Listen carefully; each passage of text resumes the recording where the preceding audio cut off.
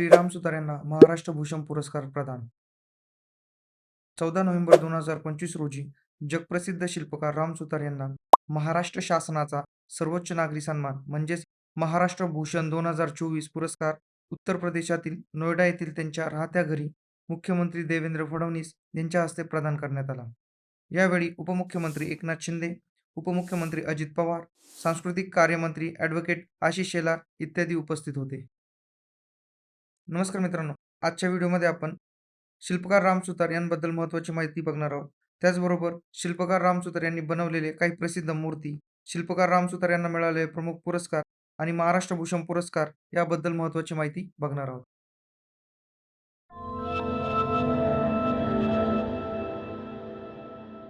शिल्पकार राम सुतार यांचा जन्म धुळे जिल्ह्यातील गोंदूर या गावी 19 फेब्रुवारी 1925 मध्ये झाला.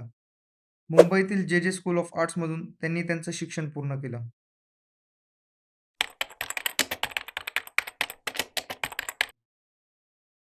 स्टॅच्यू ऑफ युनिटी गुजरात येथील 182 मीटर उंच सरदार वल्लभभाई पटेल यांचा पुतळा, जो की जगातील सर्वात उंच पुतळा आहे. महात्मा गांधींचा प्रतिष्ठित पुतळा. भारतीय संसदेसह 450 पेक्षा जास्त शहरांमध्ये महात्मा गांधींचा पुतळा जो डिझाईन केला आहे तो राम सुतार यांनी केला आहे. कॅम्पगौडा पुतळा 108 फूट उंच बेंगळुरू विमानतळ येथे.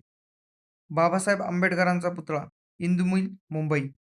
चंबळ देवी मूर्ती 45 फूट उंच पुतळा मध्य प्रदेशातील गंगासागर धरण येथे. कृष्ण अर्जुन रथ कुरुक्षेत्राच्या ब्रह्मसरोवरात असलेला कृष्ण अर्जुन रथ हा पण त्यांनीच डिझाईन केला आहे.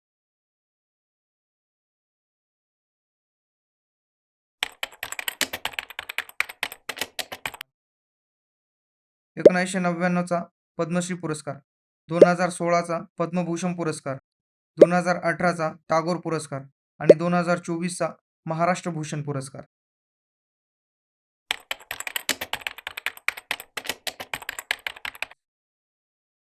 महाराष्ट्र भूषण पुरस्कार हा महाराष्ट्र शासनाकडून देण्यात येणारा राज्याचा सर्वोच्च नागरी पुरस्कार आहे. 1995 मध्ये महाराष्ट्र भूषण पुरस्काराची स्थापना करण्यात आली. 25 लाख रुपये, मानपत्र, मानचिन्ह आणि शाल असे या पुरस्काराचे सध्याचे स्वरूप आहे. महाराष्ट्र भूषण पुरस्कार आरोग्य सेवा, उद्योग, कला, क्रीडा, पत्रकारिता, लोकप्रशासन, विज्ञान आणि समाजसेवा या क्षेत्रात केलेल्या विशिष्ट योगदानासाठी दिला जातो.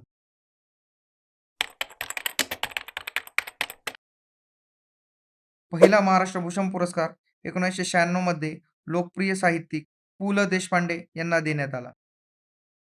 तर आजच्या व्हिडिओमध्ये आपण शिल्पकार राम सुतार यांबद्दल महत्त्वाची माहिती बघितली. त्याचबरोबर महाराष्ट्र भूषण पुरस्कार केव्हा स्थापन करण्यात आला, पहिला महाराष्ट्र भूषण पुरस्कार कोणाला देण्यात आला यांसारख्या महत्त्वाच्या प्रश्नांची उत्तरेही बघितली.